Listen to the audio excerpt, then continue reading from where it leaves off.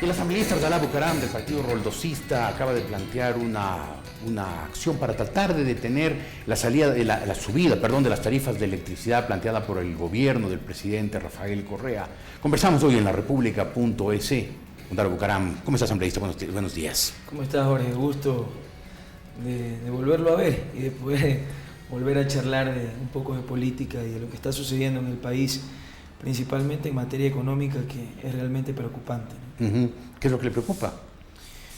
Bueno, como lo he manifestado en algunos medios de comunicación, nosotros vemos con preocupación el manejo económico que está teniendo este gobierno, no de ahora, sino ya de hace unos 2 o 3 años atrás. Pero 2 o 3 años atrás, ustedes votaban infaltablemente con el gobierno. No por la creación de más impuestos, porque hemos sido siempre conscientes de que una economía en recesión, de que una economía en crisis como la ecuatoriana debe de ser liberada de impuestos, o sea, ser oxigenada en su economía y no crearle más impuestos, como es la política económica de este gobierno, desde la cual nosotros la hemos rechazado abiertamente y la rechazamos. Dentro de ello se plantea este incremento a las tarifas de los servicios eléctricos, que ahí comienza la primera gran mentira del gobierno. No es que haya un retiro del subsidio. Si usted paga una tarifa eléctrica mensual con un promedio de 1.500 kilovatios, actualmente en Guayaquil, que es lo que yo tengo un registro de 27 centavos kilovatios hora, y se lo quieren incrementar a 67 centavos, ahí no hay un retiro del subsidio. Hay un aumento de la tarifa. Hay un incremento criminal a la economía de todas las clases y extractos sociales en el país. Entonces, esa política de Estado viola preceptos fundamentales, lo cual nos mueve a nosotros a alzar nuestra voz de protesta y en aplicación del artículo 86, 87 y 88 de la Constitución, del recurso de protección, plantear esta acción de protección ante la justicia ordinaria en el país.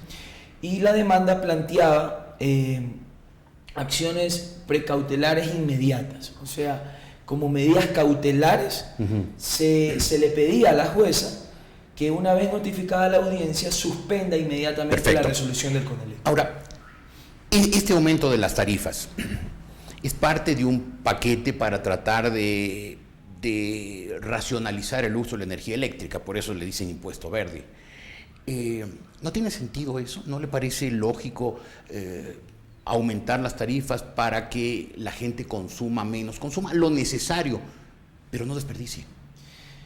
Mire, yo creo que el país debe progresar esa etapa de odios, de revanchas, de enfrentamientos, de conflictos que han sido los que han destruido el país.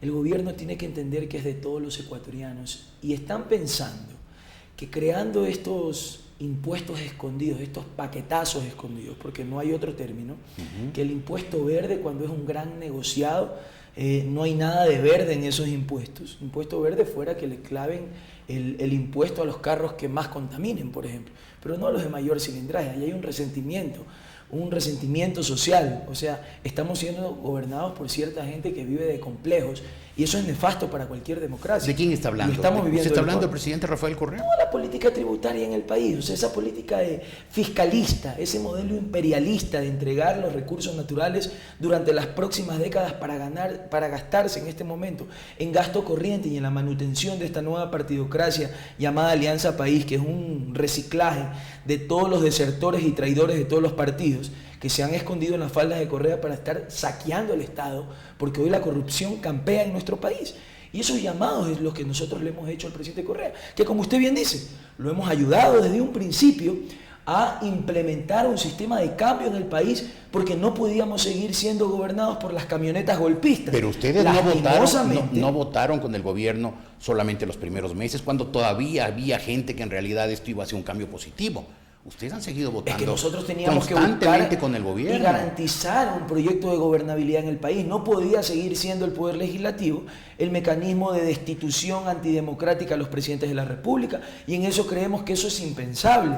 No puede vivir el Ecuador nuevamente de tumbo en tumbo, dando golpes constitucionales desde la Asamblea Nacional. Con votos de ustedes destituyeron a 57 diputados. Efectivamente, porque los 57 diputados buscaban dar un golpe de Estado. Y eso quien es había una decidido asignado a los diputados era el Tribunal Supremo Electoral. Por favor. Usted justifica unos golpes de Estado entero, y otros no. No, en absoluto. Eso no es un golpe de Estado. Hay que criticar todos. Eso no es un golpe de Estado. Destituir 57 diputados. Es el ente nominador y ellos querían dar un golpe de Estado. Y el país, la ciudadanía después, en un 80%, aprobó el ir a una consulta constitucional que apruebe una nueva constitución y que derogue la constitución golpista que había tumbado al presidente Bucaram. Nosotros teníamos que ser coherentes. Pero le digo una vez más, abogado Bucaram, ustedes con sus votos han ayudado decisivamente a consolidar, a consolidar, permítame decirle, a consolidar este modelo político.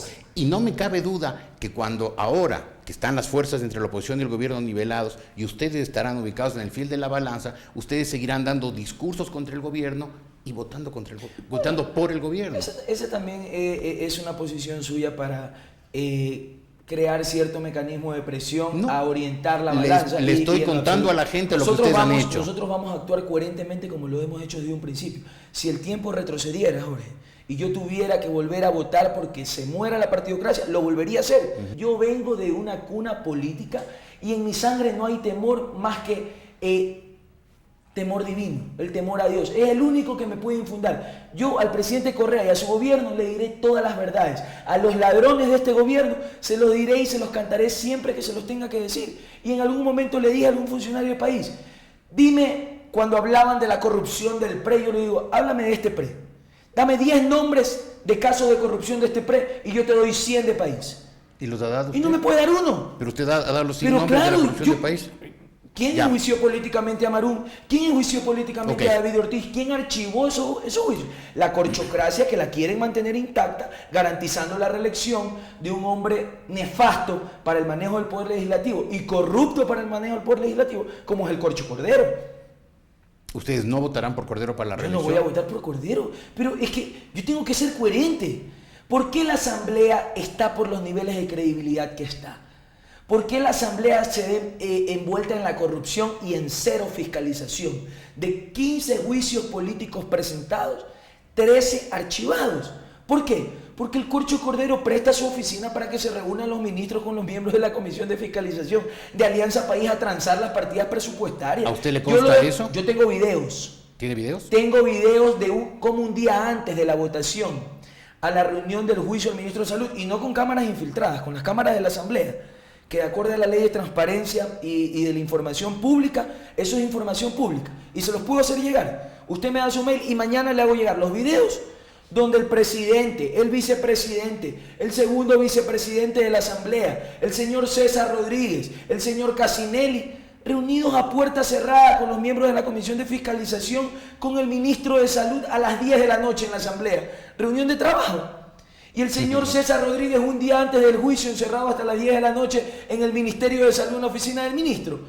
Cuando nosotros en la Comisión de Fiscalización somos juzgadores, no podíamos estar encerrados en oficinas con quien iba a ser juzgado. Por lo que oigo, usted no solamente critica ahora el manejo económico, sino también el manejo político. Se está cubriendo la corrupción, no hay fiscalización en el país y eso es nefasto, principalmente para el presidente de la República. Está cometiendo el peor error. Esto es un anuncio de que ustedes, el Partido Rolosista, en lo sucesivo ya no seguirá votando con el gobierno. Nosotros hemos dicho en lo absoluto, si el candidato del gobierno no hablo solamente en la presidenta. El Corcho Cordero, nosotros no vamos a llegar a ningún ¿Y en las otras votaciones?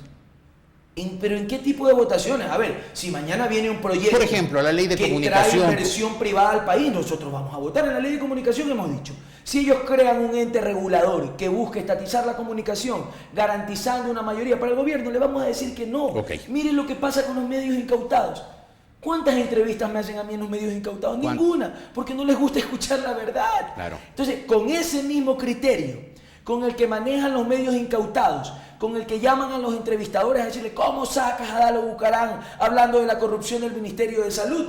Con ese mismo criterio va a ser manejada toda la prensa nacional. Ya son poquísimos los medios que pueden darle cabida a personas coherentes, que decimos en uno u otro tema, aquí hay corrupción, aquí están robando, y eso no queremos para el país. Nosotros no hemos luchado 30 años contra un sistema para que lo herede el gobierno de turno y quiera estatizar la comunicación para constituir una dictadura. Siempre es mejor la peor de las democracias que la mejor de las dictaduras. Abogado Bucaram, gracias por haber estado esta mañana gracias en la República.es. Hasta la próxima.